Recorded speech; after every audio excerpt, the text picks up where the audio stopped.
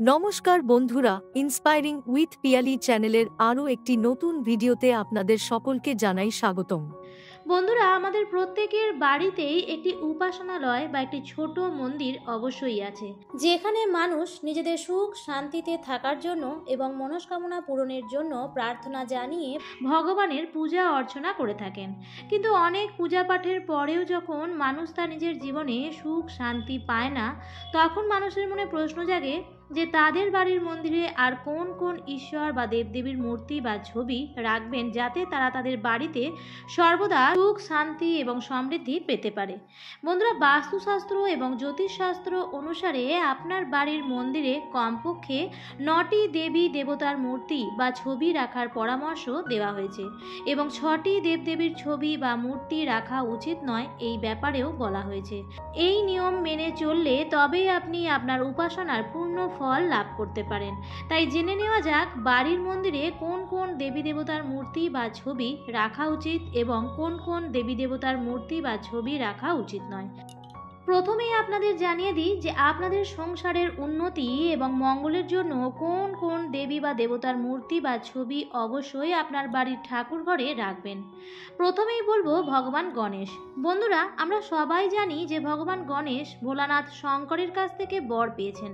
তিনি সমস্ত দেবদেবীর আগেই পূজিত হবেন, অর্থাৎ ভগবান গণেশের পূজা ছাড়া আপনি যতই পুজো করে নিন না কেন, কোনো পুজোই সম্পন্ন হবে না। তাই যখনই কোনো মন্দিরে মূর্তি স্থাপনের কথা আসে, প্রথমেই আসে ভগবান গণেশের নাম। বন্ধুরা, আপনাকে আপনার বাড়ির মন্দিরে অবশ্যই ভগবান গণেশজির মূর্তি রাখতে হবে।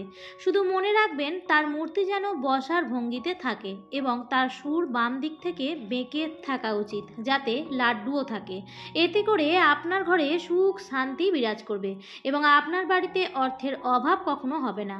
আমরা অনেকের বাড়িতেই দেখেছি যে তারা ভগবান গণেশের 3টি মূর্তি রাখে। শাস্ত্রে এটি কঠোরভাবে নিষিদ্ধ বলা হয়েছে।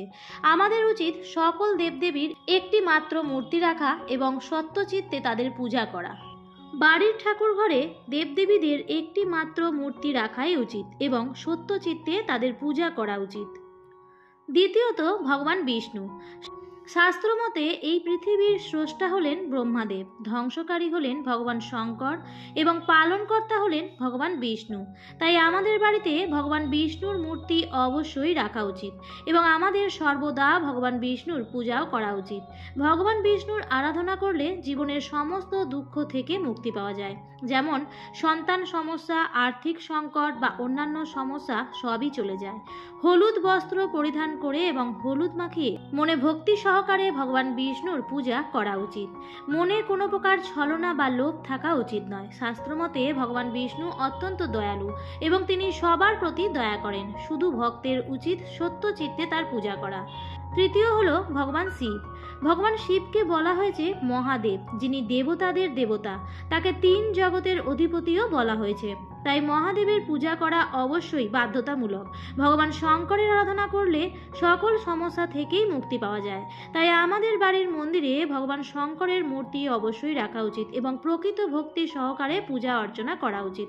তবে ভোলানাথের একটি মূর্তি রাখুন। বাড়ির মন্দিরে ভোলানাথের একাধিক মূর্তি রেখে পূজা করা উচিত নয়। চতুর্থ হলো মা পার্বতী। মা পার্বতীকে উমা ও গৌরীও বলা হয়। শাস্ত্র অনুসারে মা পার্বতীকে মাতৃত্ব, শক্তি, প্রেম, সৌন্দর্য এবং সন্তানের দেবীও বলা হয়। তাই প্রতিটি ঘরেই তার মূর্তি রেখে পূজা করা উচিত। পুরাণ অনুসারে মা পার্বতীকে ভগবান শ্রীকৃষ্ণের বোন এবং শিব শক্তির অবতার হিসেবে বিবেচনা করা হয়।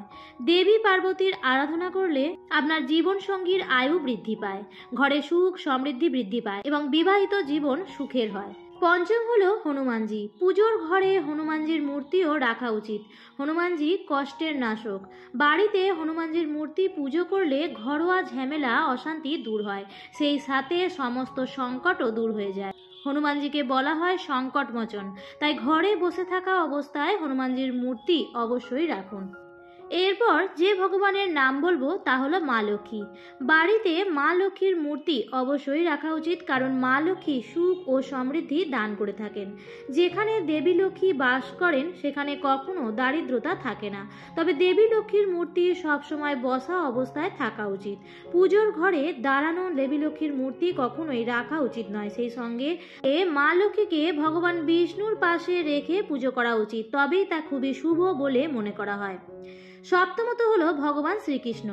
আপনি আপনার বাড়ির মন্দিরে ভগবান শ্রীকৃষ্ণের মূর্তি অবশ্যই রাখুন, তবে মনে রাখবেন আপনি যদি রাধারানীর সাথে শ্রীকৃষ্ণের মূর্তি রাখেন তবে তা আপনার জন্য খুবই শুভ হবে। এতে ঘরের সদস্যদের মধ্যে ভালোবাসার অনুভূতি বজায় থাকে। এছাড়াও লাড্ডু গোপালের মূর্তিও রাখতে পারেন। অষ্টম হলো রাম দরবারের ছবি। আপনি যদি আপনার পরিবারের সদস্যদের মধ্যে ভালোবাসা এবং স্নেহের অভাব দেখতে না চান তবে আপনার বাড়ির মন্দিরে একটি রাম দরবারের ছবি অবশ্যই রাখুন, যেখানে রাম এবং সীতা বসে আছেন এবং ভগবান হনুমান সহ তাদের সকল ভাই তাদের চারপাশে হাত জোর করে দাঁড়িয়ে আছেন। এবং সবশেষে যে বিষয়ে কথা বলবো তা হলো ভগবান সূর্য। আসলে কেউই বাড়িতে সূর্যদেবের মূর্তি রাখে না। লোকেরা প্রায়শই তাকে আকাশে দেখেই পুজো করেন, আর এটা করাকে শাস্ত্রে খুবই গুরুত্বপূর্ণ বলা হয়েছে। কিন্তু আপনি যদি আপনার বাড়িতে ভগবান সূর্যের তামার মূর্তি রেখে পূজা করেন তাহলে আপনি অনেক ভালো ফলাফল পাবেন। এবার জেনে নেওয়া যাক বাড়ির মন্দিরে কোন কোন দেবী বা দেবতার ছবি বা মূর্তি রাখা উচিত নয়। প্রথমেই বলবো নটরাজ শঙ্করের মূর্তি। নটরাজ মানেই নৃত্য। ভগবান শঙ্কর তখনই নাচতেন যখন তিনি প্রচণ্ড ক্রুদ্ধ হতেন। তাই বাড়িতে তাণ্ডব পালনকারী ভগবান শঙ্করের মূর্তি বা ছবি রাখা শুভ নয় বলে মনে করা হয়। বাড়িতে এমন ছবি রাখলে বা মূর্তি পুজো করলে বাড়িতে ঝগড়া ঝামেলা বৃদ্ধি পায়, পরিবারের সদস্যদের মধ্যে মতবিরোধ দেখা দেয়, মনে শান্তি থাকে না। অতএব যদি আপনার বাড়িতে ভগবান নটরাজ শঙ্করের মূর্তি রাখা থাকে তবে অবিলম্বে আপনার উচিত সেখান থেকে তা সরিয়ে কোনো মন্দিরে রেখে আসা। দ্বিতীয়ত হলো বন্ধুরা, কালী ঠাকুরের অনেক রূপ আছে। তার মধ্যে শ্মশান কালী বা ছিন্নমস্তা কালী এই ধরনের রূপ ঘরে রাখা উচিত নয়। এটি হলো দেবীর ধ্বংসাত্মক রূপ। এই রূপে মা কালী বহু অসুরদের বধ করেছেন। এবং সবশেষে বলবো শনিদেবের মূর্তি। বন্ধুরা, শনিদেবকে পরম ব্রহ্মাণ্ডের সর্বশ্রেষ্ঠ বিচারক বলে মনে করা হয়, কিন্তু স্ত্রীর দেওয়া অভিশাপের কারণে তার দৃষ্টিশক্তি অভিশপ্ত। শনিদেবের স্ত্রী শনিদেবকে অভিশাপ দিয়েছিলেন যে তার দৃষ্টি যার দিকে পড়বে তার সর্বনাশ হবে। শনিদেবকে ঘরে রাখলে তার অশুভ দৃষ্টি আমাদের বাড়ির সকল সদস্যদের উপর পড়ে, যা কোনো শুভ লক্ষণ নয়।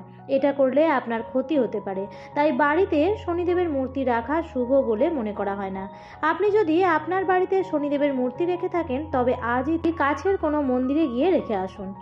এছাড়াও ভৈরবনাথের মূর্তিও ঘরে রাখা উচিত নয়। ভৈরবনাথ ভোলানাথের অবতার, আর ভৈরবনাথকে বলা হয় তন্ত্রমন্ত্রের যাবতীয় কর্মের কর্তা।